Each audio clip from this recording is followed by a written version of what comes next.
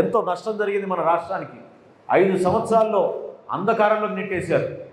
ఎక్కడ ఉన్నాం మన ఆంధ్రప్రదేశ్ అనే ప్రశ్న ప్రతి ఒక్కరూ అడిగే ఆలోచన. ఏమైపోయింది మనం చెప్పండి? ప్రధానమైన మన నగరాలు ఏలూరు కానివ్వండి, విజయవాడ కానివ్వండి, గుంటూరు కానివ్వండి, ఏవి కూడా అభివృద్ధి చెందలేదు. ఎక్కడ అభివృద్ధి చూపించగలిగే పరిస్థితి లేదు. ఒక్క పరిశ్రమ రాలేదు, ఉద్యోగ అవకాశాలు లేవు.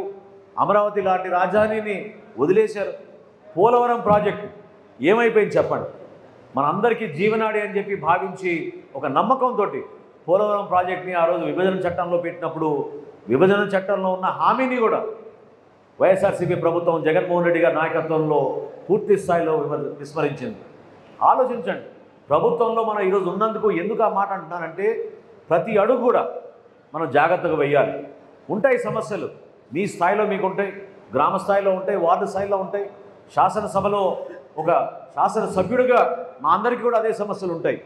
పవన్ కళ్యాణ్ గారు కూడా ఆ సమస్యలు ఎదుర్కొంటున్నారు. ఎందుకంటే అందరినీ కలుపుకొని పోవాలి.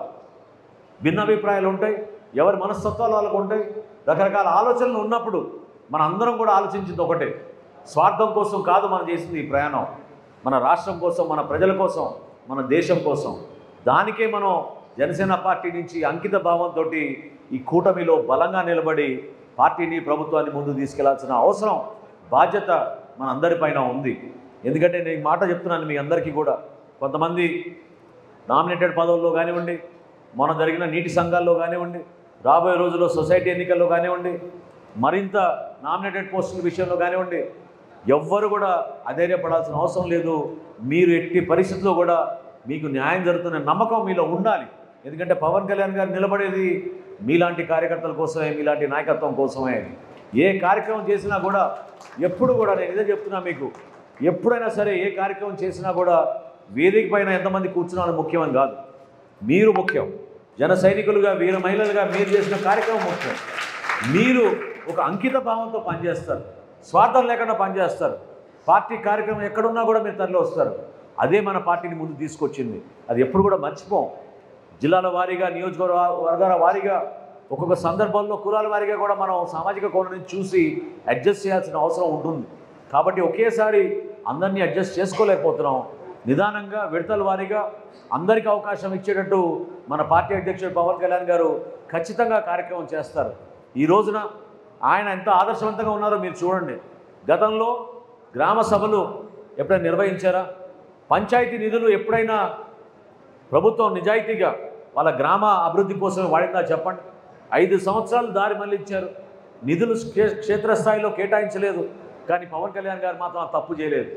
జెండా పండుగ వచ్చినప్పుడు మొట్టమొదటిసారి గతంలో ఇచ్చిన 1500 రూపాయలని 10,000, 15,000 రూపాయలు పెంచి ప్రతి పంచాయతీలో కూడా అద్భుతంగా కార్యక్రమాన్ని చేసుకోమని పార్టీలకు అతీతంగా చేశారు.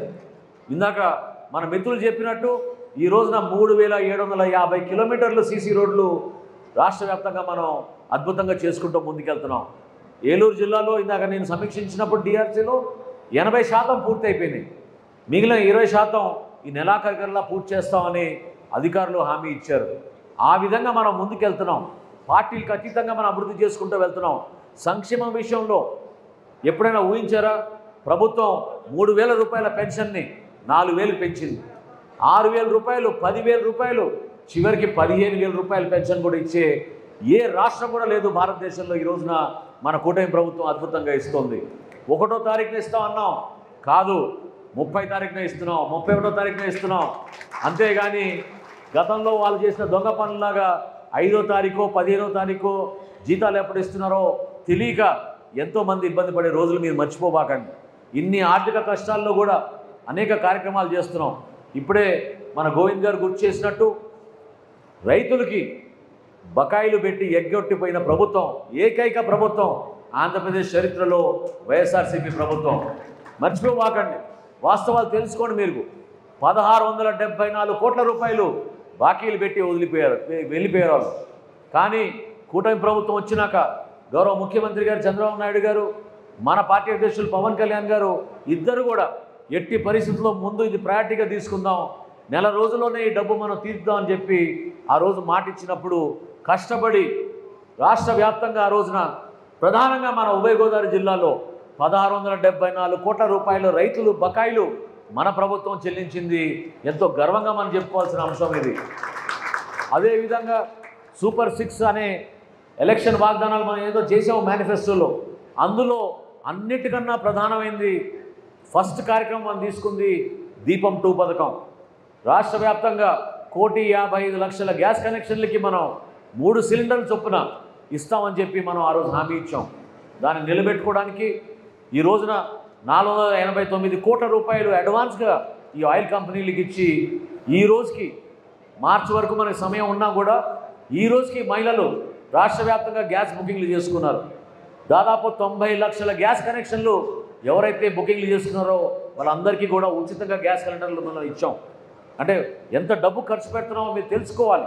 ఆర్థిక ఇబ్బందుల్లో కూడా రాబోయే రోజుల్లో ఇంకా తల్లికి వందనం అనే కార్యక్రమం 15,000 రూపాయల చొప్పున ప్రతి బిడ్డకి చదువు కోసం ప్రభుత్వం నుంచి మన సూపర్ 6లో మనం ఆ రోజు మాట ఇచ్చాం.